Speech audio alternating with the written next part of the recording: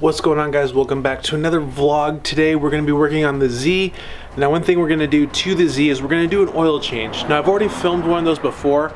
However, this one is because I've only put about not even 900 miles on the car since we did that oil change, and the proper time has elapsed to need one. Also, I want to check the oil since this is new oil and I don't know what oil was in the car before. You know, to drain it, see if anything comes out. This is a good time to check for metal shards, anything that could be potentially dangerous down the line. So it's just a good time to analyze it and just check it out right now. And as well as we have new fender liners that I'm going to show you here real quick. So I have these. These are new metal fender liners that go on the front side of the car. And I'll show you why they're needed. And we're going to do a little install on them. And should hold the front bumper on the car a little better, because the passenger side in general, once I get this wheel off, I'll show you how damaged it is just from the caster being out of alignment for a long time. But I did take it to alignment shop, which I did off camera, and we did pull the caster back quite a bit, so the wheel does sit equal in the wheel well now. So let's go ahead and get the car jacked up and start changing the oil. Another thing that I'm actually going to do while the car is jacked up is the pinch welds along each side of the car. I'm going to hit it with that wrap stuff again. When you're off to the car, you know, looking at it from the side profile, and you're about 20 or 30 feet back, you see that yellow pinch weld underneath it. So I'm going to go ahead and hit it once again with the spray wrap. Just cover it up, just so you don't see it. So we got some stuff to do.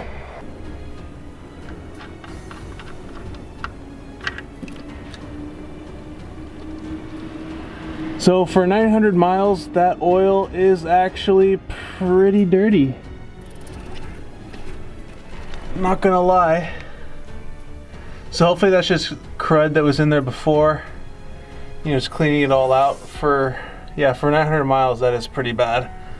So it's a good thing we changed that. Yeah, you can see that right there. And so once this drains out here, I'm gonna look for any metal shards or anything that could be potentially, you know, failing motor. So we're going to start over here on the passenger side when it comes to the wheel well, and this is exactly what I was talking about. All this damage right here, this is from the wheel scraping it from the caster being too far forward. And before anybody starts saying, oh, well, different size wheels, I'm sorry, but these wheels are the outside rotational diameter right here is the same as stock. So sorry, that's null and void.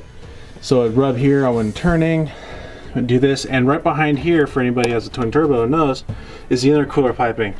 And you can tell that it was rubbing against the intercooler piping too. So it's a good thing we had that replaced before it ate through that and caused some major issues. So we have the metal one that we're gonna have to bend a little bit into place, but it'll fix this side of the fender being loose, because all of that is loose right there. And it'll fix the bumper from being loose. So let's go ahead and get the metal one and see how much we have to bend and start getting into place.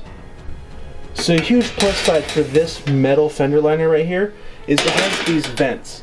Now, one of the main problems with the stock 300ZX twin turbo that a lot of people actually don't know about and don't consider is that for the intercooler, when the hot air or the cold air goes through, there's absolutely no place for the hot air to go. It doesn't go around here or anywhere else. And this is normally all enclosed on stock. You know, you have a huge skid pad underneath here. So honestly, there is no real way for that hot air to escape efficiently. So having vents on this will help that hot air escape. And it's another plus. So there we go. I got this one installed.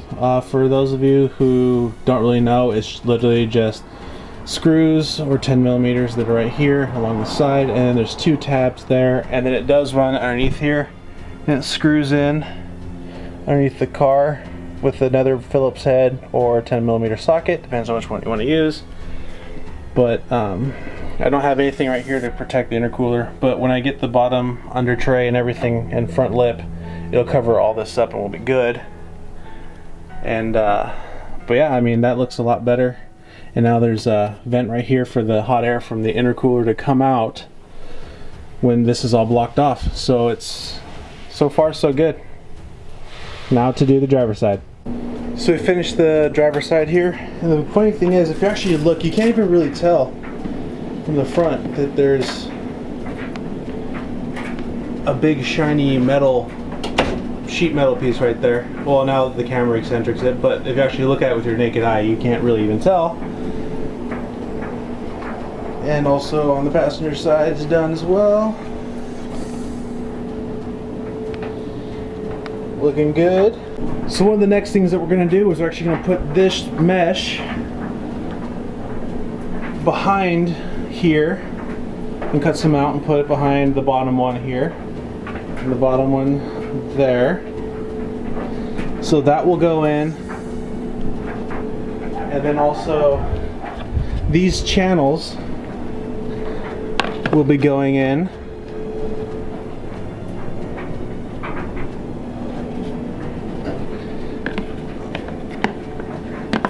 Like that. Have to figure out exactly where to trim and how to attach those in there. But there's still a lot to go on the front here. And then also I am going to order a front lip that goes, they'll barely stick out, it'll just be enough to protect the wrap and the front bumper from any scrapes or whatnot, because when I do lower the front here, because the front is seriously like really high. It's sitting high, the back has a nice stance, but this right here does need to be dropped a little bit. Hopefully next time we'll be able to tackle all of this stuff, and if the front lip is in, we can get that taken care of. But on this vlog, obviously you guys saw that the oil is super dirty, just for only having 900 miles on the car. I believe it's all just being flushed out from just all the stuff that's been taken care of. I'm not sure how often the oil was changed, what they used to change the oil, so it's something that we'll keep an eye on next time as well. So my screen off to the side here on the camera is actually flickering from mirrored to normal, and I'm not sure if it's actually changing the way that it's looking when I record, because if it is, then this is going to go back and forth a lot right here. Hopefully not. Hopefully it's just something wrong with the screen sensor.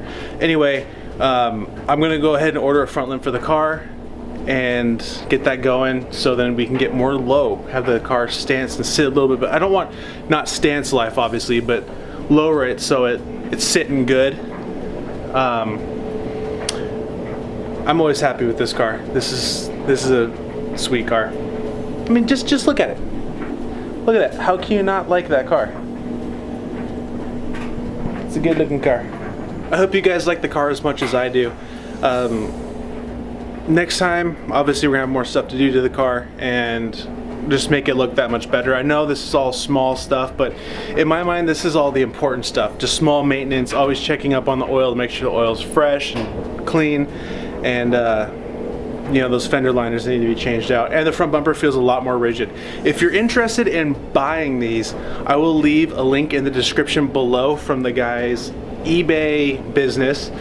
He makes skid plates, he makes the inner fender wells, intercooler protectors, all that stuff out of sheet metal, so you know it's gonna last a while. It's a little bit more rigid than the plastics, and already the front bumper feels a lot more rigid, which is nice, because I did notice that with the stock plastics, the front bumper was wiggling in the wind at freeway speed.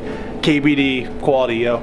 So that's what I'm going to call today's video. Thank you so much for watching, and I'll catch you in the next one. Peace.